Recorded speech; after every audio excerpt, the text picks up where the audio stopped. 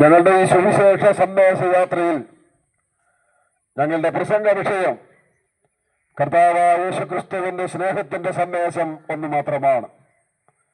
കഴിഞ്ഞ 2025 വർഷങ്ങൾക്ക് മുൻപ് സ്വർഗമഹിമകളെ വെടിഞ്ഞ് ഭൂമിയിൽ അവതരിച്ച് കാൽവരിയിലെ ക്രൂശിൽ മരിച്ച് മരണത്തെ ജയിച്ചുയർത്തെഴുന്നേറ്റ് ഇന്ന് സ്വർഗത്തിൽ ജീവിക്കുന്ന ഈ കർത്താവായ യേശുക്രിസ്തുവിനെ കുറിച്ചുള്ള സന്ദേശമാണ് ഞങ്ങൾക്ക് നിങ്ങളെ അറിയിക്കാനായിട്ട് ഉള്ളത്. ഈ സുവിശേഷം അറിയിക്കുന്നതിന്റെ പരമപ്രധാനമായ ഉദ്ദേശം പാപിയാകുന്ന മനുഷ്യന് പാപത്തിന്റെ പരിഹാരം ലഭിക്കുവാൻ, മരണത്തിനപ്പുറം സ്വർഗത്തിലേക്ക് പോകുവാൻ, മരണാനന്തര ജീവിതം ഈ മഹാദൈവത്തോടുകൂടെ ജീവിക്കുവാനായിട്ട് കഴിയേണ്ടതിന് ഈ കർത്താവിന്റെ വിശ്വാസത്താൽ മാത്രമാണ് സാധ്യമാകുന്നത് എന്നുള്ളത് കൊണ്ടാണ്. കർത്താവിന്റെ പ്രിയ ശിഷ്യനാകുന്ന പത്രോസ്ലീഹ പറഞ്ഞു, മറ്റൊരുത്തലും രക്ഷയില്ലെന്ന് രക്ഷിക്കപ്പെടുവാൻ ആകാശത്തിന്റെ കീഴിൽ മനുഷ്യരുടെ നൽകപ്പെട്ട വേറൊരു നാമവുമില്ല. യേശു ക്രിസ്തുവിന്റെ നാമമാണ് നമുക്ക് പാപമോചനം നൽകുന്ന നാമം. യേശു ക്രിസ്തുവിന്റെ നാമമാണ് നമുക്ക് ഈ മഹാദൈവത്തോട് ബന്ധം പുലർത്തുവാൻ ഇടയാക്കുന്ന നാമം.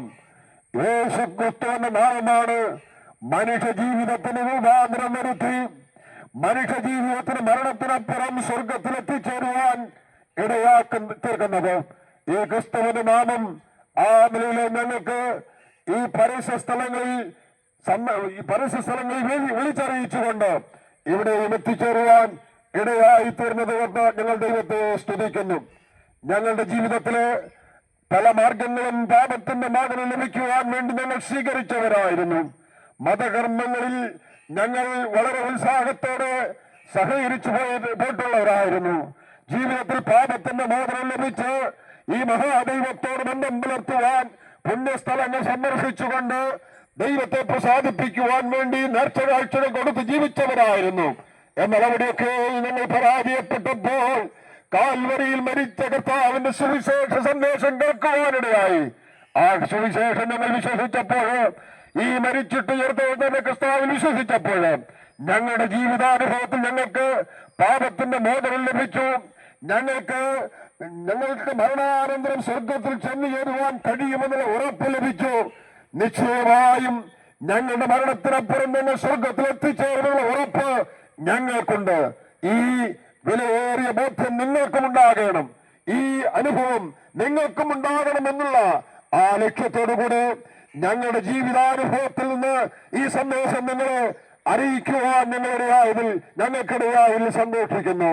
ആകയാൽ ഞങ്ങളെ കേൾക്കുന്ന പ്രിയപ്പെട്ടവരെ, ഈ മരിച്ചിട്ട് ഉയർത്തെഴുന്നേറ്റ കർത്താവിന്റെ സന്നിധിയിൽ വിശ്വാസത്താൽ കടന്നു ചെന്ന് പാപങ്ങളെ ഏറ്റുപറഞ്ഞ് പാപിയാകുന്ന എന്റെ പാപത്തിന്റെ പരിഹാരം അവിടുത്തെ ക്രൂശുമരണത്താൽ എനിക്ക് സാധ്യമായി എന്ന് വിശ്വസിച്ചുകൊണ്ട് ഈ ക്രിസ്തുവിനെ രക്ഷിതാവായി കർത്താവായി ഹൃദയത്തിൽ അംഗീകരിച്ച് ഈ ക്രിസ്തുവിന് വേണ്ടി ജീവിതം സമർപ്പിക്കപ്പെടുവാൻ സ്നേഹത്തിന്റെ ഭാഷയിൽ ബുദ്ധിമുപദേശിച്ചുകൊണ്ട് ഇതൊരു ആത്മീയ ശുശ്രൂഷയാകയാൽ ഞങ്ങൾ നിങ്ങൾക്ക് വേണ്ടി ഒരു വാക്ക് പ്രാർത്ഥിച്ച് ഇപ്പോൾ അടുത്ത സ്ഥലത്തേക്ക് കടന്നു പോകുകയാണ്.